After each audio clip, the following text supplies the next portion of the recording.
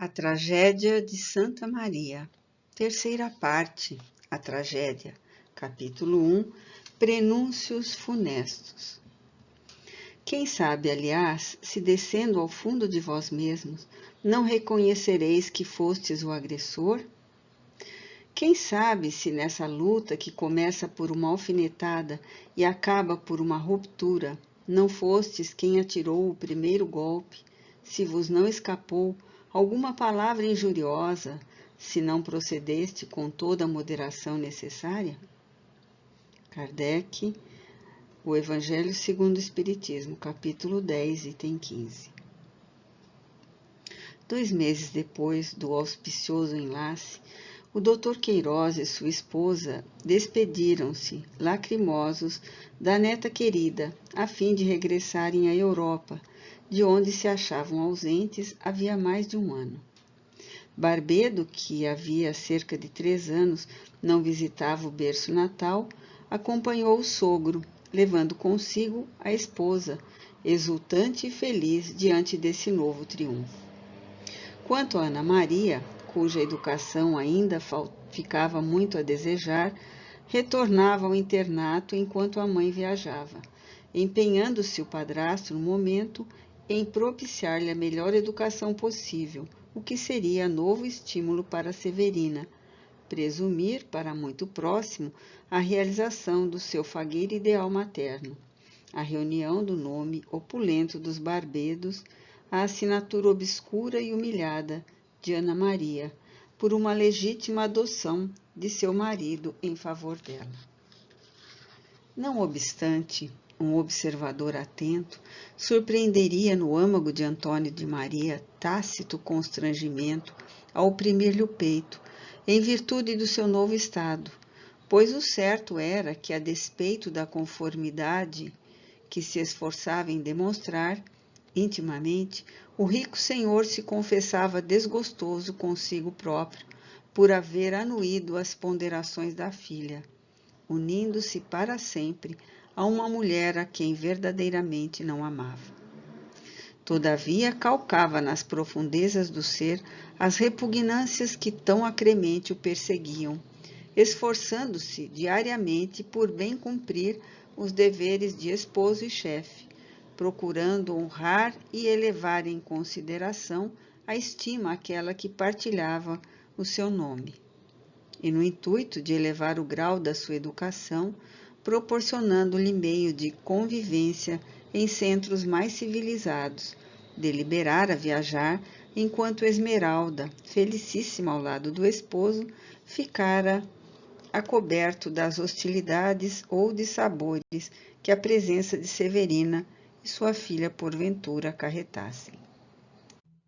Assim foi que cerca de 1 ano e meio transcorreram, durante os quais a linda desposada dir-se-ia flutuar entre sonhos de inefáveis venturas, tornando a própria existência como a daquele a quem amava, repleta de legítimas blandícias, a tudo presidindo com os encantos que de si mesma irradiavam.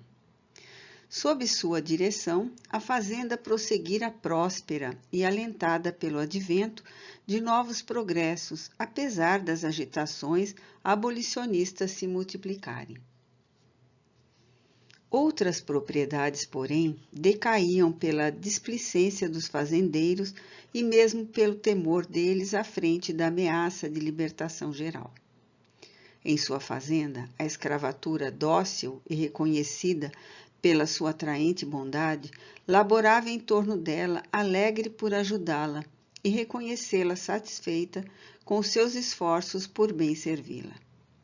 Muitas vezes, refugiei-me por esse tempo das preocupações intensas na vida da capital no ambiente paradisíaco do solar de Santa Maria, onde Esmeralda e Bentinho imprimiam tão acentuado tom de arte e beleza que me levava a refletir em que essas duas almas se teriam unido sob os beneplácitos divinos para a felicidade dos mortais que ao seu lado fruíssem a dita de viver. Jamais se pôde esfumar de minhas recordações os suaves dias do verão daquele mesmo ano de 1884, que ali passei os serões da noite, no salão de recepções da nobre residência, durante os quais minha afilhada e seu esposo proporcionavam aos comensais horas inesquecíveis de seleto entretenimento, homenageando-os com a boa música que ambos sabiam executar ou com a palestra lúcida que desenvolvia sobre qualquer assunto.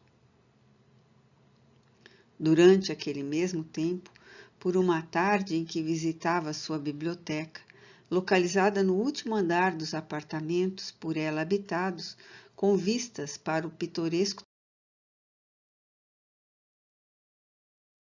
terraço, dependência entrevista pelo leitor na minha primeira parte destas narrativas. Ali encontrei, surpreendido, a segunda edição das obras completas de Allan Kardec, a esmeralda ofertada pela família Cesarini com expressiva dedicatória. Curioso, interroguei-a, confessando-me ela, só então, que desde os dias escolares se convertera à fé espírita, orientada pelos senhores Cesarini, e que, em suas inabaláveis convicções, era que se firmava o segredo da singular serenidade, da felicidade sem jaças e alegria de viver e progredir, que irradiavam em toda a sua personalidade, acrescentando que seu avô igualmente se passara para as hostes kardecianas, atraído pela singular magia destacada da encantadora ciência, que eleva a alma humana no conceito de si mesma, afinando-a pelo diapasão do bem. Limitei-me a sorrir, admirando em minha afilhada a lucidez mental que lhe permitia, em tão verdes anos, ater-se com as mais transcendentes elucubrações que as preocupações humanas poderão defrontar. Entre mentes intensificavam-se as lutas abolicionistas, e o Dr. Sousa Gonçalves dividia-se afanosamente entre os próprios deveres profissionais e aqueles de marché, comparecendo a reuniões de clubes democráticos, onde seu verbo inflamado e brilhante explodia por entre os próprios arrebatamentos de idealista ardoroso e entre o entusiasmo coletivo que lhe não regateava aplausos e colaboração. Republicano fervoroso, batia-se igualmente pela mudança do regime, frequentemente viajando para a corte e para as províncias de São Paulo, Minas Gerais e até da Bahia e de Pernambuco, a serviço da propaganda dos ideais que também eram os da maioria dos brasileiros. Esmeralda admirava até a veneração o caráter vigoroso e intrépido do marido, aplaudindo com ardor e incentivo sempre novos suas atuações patrióticas. E porque o entendesse abnegado e desprendido em suas nobres lides, favorecia os clubes de que fazia parte com generosas quantias em dinheiro, dadivosas ou de empréstimos legais, tributos, afirmava ela bondosa, com que auxiliaria a humanitária causa da abolição. Não obstante, jamais cessava de recomendar ao esposo cautela e prudência nas expansões, porquanto não ignoravam ambos que ferazes inimizades adquiria ele diariamente entre as classes conservadoras e os produtores agrícolas das circunvizinhanças, os quais não desprezavam ensejos de combatê-lo e ameaçá-lo com represálias e vinganças, dada a incrementação que suas desassombradas atuações forneciam às ideias vigentes no país. E assim decorria a vida do casal entre afetuosidades e peripécias sociais muito ao sabor de ambos, quando Barbedo, ainda em Portugal, recebe 2 cartas consideradas assaz importantes pelos seus conceitos, os quais decidiram seu retorno precipitado ao Brasil. A primeira fora expedida pelo seu procurador no Rio de Janeiro, advogado conservador, intransigente, e traduzia, entre outros assuntos de geral importância, esta grave acusação. o genro de Vossa Excelência, exorbita dos direitos de opinar sobre as melindrosas questões político-sociais e malquista-se com todos os nobres e honrados proprietários da província, dificultando as negociações com os produtos de Santa Maria e tornando o respeitável solar de vossos maiores num estranhável reduto de abolicionistas e republicanos, o que há feito com que dali desertem os verdadeiros amigos e sustentáculos fiéis, não apenas da coroa, como da própria prosperidade financeira do país. Dir-se-ia dementado o senhor Dr. de Souza Gonçalves. Tanto defende ele a raça africana e apregou as ideias da gentalha democrática pelos clubes e teatros durante os comícios que se tornam famosos por aqui e até em praça pública, como qualquer arruaceiro irresponsável. E o que é pior, nos próprios salões de Santa Maria, onde a filha de Vossa Excelência a tudo assiste em defesa, sem se moderar eles nos arremessos impatrióticos, sequer para examinar o desastre que para o Brasil representará a abolição da escravatura em massa e repentinamente, tal como desejam ele e seus comparsas. Em X, tornou-se malquisto e mesmo odiado. E não me surpreenderei, Excelência, se ao seu regresso não mais houver um só escravo nas senzalas de Santa Maria. A segunda era Diana Maria para sua mãe, e assinalava esta malévola insinuação, a qual, confrontada com os arrazoados do procurador, teve o poder de criar em Barbedo apreensões penosas, as quais a esposa soube alimentar, fiel à antiga amargura contra o jovem advogado. Passei parte das férias em Santa Maria, mas tais são os excessos que ali se observam que retornei sem demora ao internato. Toda a sociedade de X comenta que o senhor Dr. Bento José deturpa o patrimônio de Esmeralda, dele se valendo para o incremento dos excessos políticos que vem praticando, confirmando-se destarte a antiga murmuração de que apenas visando a largos interesses pecuniários se uniu ele a Esmeralda. Realmente, minha querida mãe, compadeço-me da pobre senhora.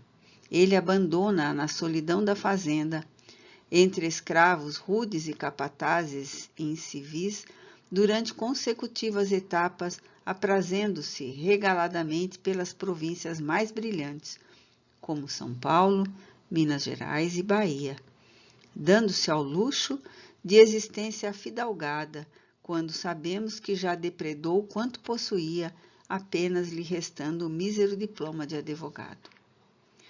Comenta-se mesmo que nossa querida Esmeralda vem empenhando muitas de suas joias particulares, a fim de lhe satisfazer os torpes caprichos, sem que meu padrinho comendador o saiba. Aliás, não há por aqui quem ignore que pelos clubes que há fundado por toda a parte, aqui o arrastam as aventuras, o jogo, sua antiga paixão.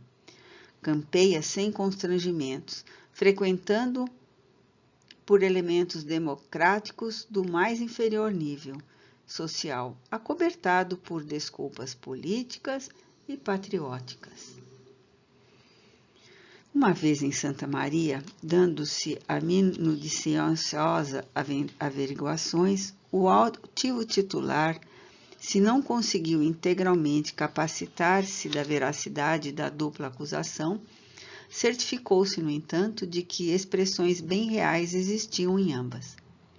Todavia, assediado por 1000 queixas e comentários que de todos os lados surgiam e lhe perturbavam a mente, não conseguira suficiente isenção de ânimo a fim de ponderar que nem por tudo quanto os detratores apontavam poderia Bento José tornar-se responsável. E que se efetivamente em Santa Maria se realizavam reuniões frequentes de caráter abolicionistas e republicano, seriam antes autorizadas pela própria Esmeralda, que para tanto fornecia o consentimento como o próprio valor pessoal.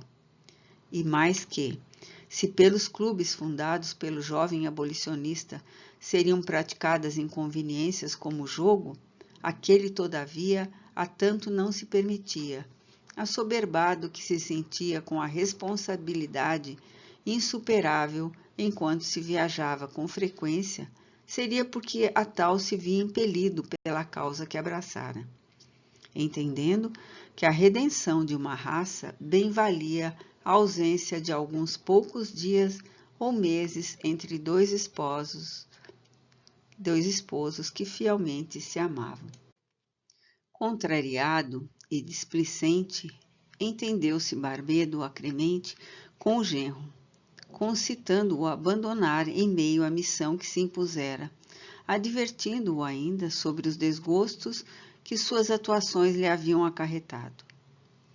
Mas Bentinho, que lealmente estimava o sogro, tentou levá-lo à compreensão da impossibilidade de se deter nas expansões que se permitia em prol dos próprios ideais, afiançando-lhe, no entanto, a deliberação de transferir-se para a corte com a esposa, a fim de que seus movimentos políticos sociais não entravassem o bom seguimento dos interesses de Santa Maria. Chamada a opinar, minha afilhada conciliou a situação, esclarecendo-a, atendendo, outro sim, às solicitações do pai, que não desejava vê-la afastar-se de seu lado agora que retornara de tão longa viagem, e convencendo o esposo a necessidade de relevar a situação por amor a ela própria. Ambos, no entanto, ignoravam as maldosas insinuações das missivas expedidas para Portugal. E daquela data em diante, conquanto serenado em suas anteriores preocupações, meu pobre compadre passou a nutrir pelo genro surdas prevenções, desconfianças, a custos sopitadas. Cerca de 2 meses após o regresso da Europa, uma noite, preocupada e inquieta ante as atitudes pouco animadoras do marido a respeito da proteção à sua filha, Severina este interpelou quanto às promessas que durante a viagem sobre o mesmo assunto lhe fizera, isto é, a decantada filiação de Ana Maria, pois a jovem que ultrapassara já as 21 primaveras retraía-se visivelmente em face de questões sentimentais, receando humilhações pela ilegitimidade do próprio nascimento. Ora, Barbedo, que realmente prometera à esposa interessar-se pela satisfação do melindroso anelo das duas senhoras, tão depressa chegasse ao Brasil, dir-se-ia agora furtar-se a entendimentos e incômodos pertinentes ao caso, frente à inexcedível ventura de que se sentia invadir com a fagueira notícia de que dentro de algum tempo Esmeralda lhe daria um neto, para orgulho e alegria de sua velhice. Encontravam-se os esposos, pois a sós nos próprios aposentos particulares, a coberto da possibilidade de serem surpreendidos pelos demais habitantes da casa. Ouvindo, como sempre, mal-humorado os exigentes, arrazoados da companheira, que passados os primeiros tempos do matrimônio voltara às insídias de antigas reclamações, respondeu-lhe o comendador rude e acabrunhado. Deixa-me em paz, senhora. Por quem sois? Sinto-me fatigado, preciso repousar. Mas, meu querido amigo, se jamais te dispões a entendimentos a respeito do urgente caso da perfiliação de Ana, quando se realizará então o importante evento? Por aí devereis compreender, minha querida senhora, o meu nenhum desejo de fazer-me pai de uma filha que já encontrei em vossa companhia quando pela primeira vez vos avistei. Porventura não entendestes ainda que, se eu desejasse dar um nome à vossa filha, tê-lo-ia feito durante sua infância, sem que precisasseis apoquentar-me nessas condições? Barbedo, por Deus, peço-te, não repitas tais insultos. Insultos? Dizeis insultos? Pois onde se acham eles, ó minha cara senhora? Existirão insultos em só lembrar-vos de que não sou o pai de vossa filha, para que ela se ponha por aí a usar o meu nome, desfrutando das regalias que tal direito lhe conferirá, e que será a mim muito vexatória tal situação, quando afinal de contas possuo uma filha, que é bem o meu sangue, filha e herdeira a quem terei de dar satisfações, um genro a quem deverei oferecer exemplos de honradez, a fim de que assim mesmo não proceda para com minha filha, e que em breve terei um neto, cujo futuro igualmente precisarei prover, uma vez que o pai nada possui e vive a desdobrar-se em idealismo para o bem dos negros, sem nele próprio pensar? Francamente, senhora Severina, admira-me como ainda não compreendeste também os meus arrazoados.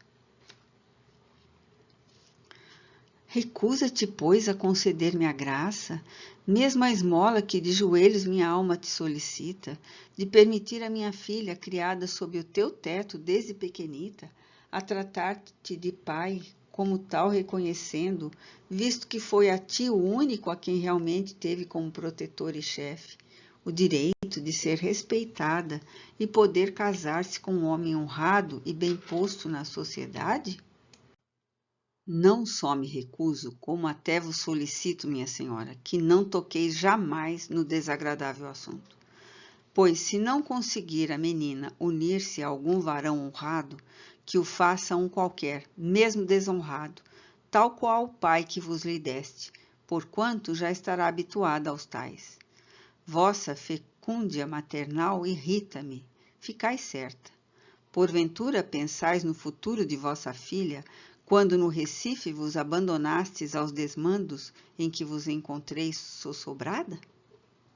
Senhor Barbedo, bradou a pobre mulher ante a truculência dos remoques do esposo, desesperada por atingida no mais profundo do seu amor próprio. Lembra-te de que sou tua mulher legítima, à face de Deus e dos homens, que Ana é tua enteada e vive sob o teu teto, e que indigno será também para ti mesmo, se ela, casando-se, não puder apresentar ao seu noivo, senão um nome humilhado e a paternidade ilegítima que sua infeliz mãe lhe pôde oferecer. Pois então, senhora, que ela professe e se torne freira, porquanto o nome honrado do Sequeira de Barbedo não acobertará jamais filhos espúrios de quem quer que seja. Oh, cala-te, maldito, 100 vezes maldito. Basta de tanto revolveres o punhal na ferida. Orgulhoso, ingrato, por que, pois, me deste o teu próprio nome? Porque Esmeralda, bondosa e pura como um anjo, me mandou fazê-lo, ameaçando-me com a sua volta para Portugal se eu o não fizesse. Apelarei para os mesmos sentimentos dela em favor de Ana. O comendador, porém, que já se encontrava estirado no leito, levantou-se pachorrentamente, compôs-se com o elegante roupão que habitualmente usava, serviu-se do inseparável cachimbo e, voltando-se para a atribulada esposa, em atitude de intraduzível desprezo, culminou a desaciada série de inconveniências com este golpe certeiro, que a ele próprio, mais do que a ninguém, deveria abater. Tentai-o, e passareis pela decepção de compreender que nem minha própria filha desta vez atenderei. Compreendo-vos bem, senhora Severina. Quereis para o vosso rebento os mesmos direitos de nascimento e de fortuna que possui Esmeralda. Desiludi-vos, porém, de uma vez para sempre. Minha filha é a única proprietária em Santa Maria e minha única herdeira. Antes de nos unirmos em matrimônio, passei para o nome dela todos os meus bens, sendo eu apenas mero usufrutuário. Nada possuo, pois, nem possuirei, a não ser por morte dela. Vós nada possuís, vossa filha também nada possuirá, jamais. Disse-o e saiu procurando outro aposento a fim de conseguir passar serenamente o resto da noite, como invariavelmente sucedia durante as desagradáveis ocorrências. Disse-o, porém, inadvertidamente, no ardor colérico da discussão, não aquilatando da gravidade da assertiva proferida, e tampouco da inconveniência do ultraje lançado àquela que se sentia ludibriada nos sagrados direitos de que se julgava ou realmente era credora. E negando-se a razão de que se ele próprio era pai e a sua filha amava até a idolatria e o sacrifício, Severina, por sua vez, era mãe, e para o produto amado do seu próprio ser, ao qual considerava mártir da situação, igualmente quereria todas as primícias do céu e da terra. A surpresa estacou nos lábios da infeliz mulher a torrente de reprovações e amarguras que do seu coração afluíram entre revoltas. O estupor de ouvi-lo vedou-lhe o dom da palavra. Seus olhos se dilataram, a boca entreabriu-se num esgar de assombro, o coração se constringiu ante a suprema crueldade, decepção que a atingia com um sabor amargo da mais revoltante humilhação. Num instante, vendo-o desaparecer na porta, que ele bateu com força, raivoso, ela aquilatou da intensidade do mal que derruía as suas mais caras esperanças, arrasadas pelo férreo preconceito daquele homem indomável, orgulhoso e intransigente, que adornava o próprio nome com a evocação do nome de uma soberana. Compreendeu finalmente que jamais fora por ele amada, que em seu coração ela passara qual sombra anônima, apenas suportada pela sua qualidade de varão, que jamais se impressionara com as efervescências do indestrutível afeto que tanto lhe desejara inspirar. Ela, no entanto, amara-o com ânsias de mais veemente paixão, porfiando por destruir nas próprias cogitações a ideia de que seria tão somente útil a si mesma. Lutou sempre contra a humilhação de que do seu trato indiferente sofria e contra a superioridade que lhe reconhecia, mas que ele não se esquecia de ostentar na sua presença. Insuportável decepção abateu-a, enquanto inconsolável o coração exausto de lutar por um bem inatingível segredou-lhe nos recônditos mentais, dando acesso a torpez, sentimentos de ódio e revolta. Será inútil continuar lutando. Curva-te, desgraçada, ao fel que te apresento. Ó barbedo, cruel e orgulhoso, coração a quem tanto amei. Como poderei ferir-te, desgraçar-te, homem sem compaixão? Que hei de fazer para ver-te sofrer? Atirou-se ao leito, rebolcando entre convulsões de perfeita obscenidade pelas forças ultrizes do mal, rasgando travesseiros e lençóis entre os dentes, abafando gritos selvagens de desesperos e loucura, desgrenhando-se, batendo-se, blasfemando qual o réprobo entre as raivas do invisível, imprecando e ultrajando entre ondas afogueadas de satânica demência, quais se prelúdios obsessores vibrassem nas sutilezas do seu ser psíquico. E pela manhã, quando a filha entrou no quarto, servindo-lhe o café que uma escrava trouxera, encontrou-a ainda soluçante, as mãos crispadas sob os cobertores, olhos pisados pela insônia, rancorosa e predisposta a se curvar ante as injunções malévolas que do invisível a corriam, fortalecendo-lhe os pensamentos em afinidade com as trevas. Pelos dias decorrentes, porém, parecera serenar, voltando à rotina da vida conjugal. Não demonstrara mesmo a menor sombra de agastamento ao esposo. Dispensava-lhe, ao contrário, o mesmo trato amoroso, o mesmo sorriso enternecido e apaixonado.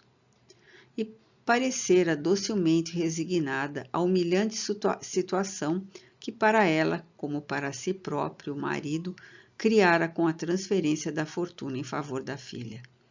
Fato realmente consumado por aquele, mas do qual esta não fora informada ainda, ignorando-o, portanto, completamente. Não obstante, no recesso de sua alma inconformada, o ódio se acendera irremediavelmente, levando-o ao absurdo de raciocinar que Esmeralda fizera a desdita de Ana Maria muitas vezes, arrebatara-lhe Bentinho, lançando luto e desilusão sentimental e morredoura em seu ardente coração. Contornara e removera a possibilidade de ser esta bem querida pelo padrasto e de sua magnanimidade merecer proteção condigna. Incapaz de reconhecer que a moça, alheia aos acontecimentos, absolutamente não influíra nas resoluções paternas. Feraz sentimento de ódio, pois pela indefensa jovem que nela antes supunha amiga leal, tanto mais sinistro e temeroso, porquanto envolto nos disfarces hipócritas de atitudes amáveis, levava a singular mulher a perquerir da própria mente, enquanto tecia a sua eterna renda de crochê, aboletada em cômodo balanço ao alpendre dos seus apartamentos. Um meio eficaz de infelicitar as 3 personalidades que, ao seu julgamento, haviam decepado os voos de suas costumazes ambições, isto é, Esmeralda, Bento José e o Comendador Barbeto. E porque se afinasse com as trevas por intermédio do ódio e da revolta, as trevas se abateram sobre ela, acudindo aos seus imoderados apelos.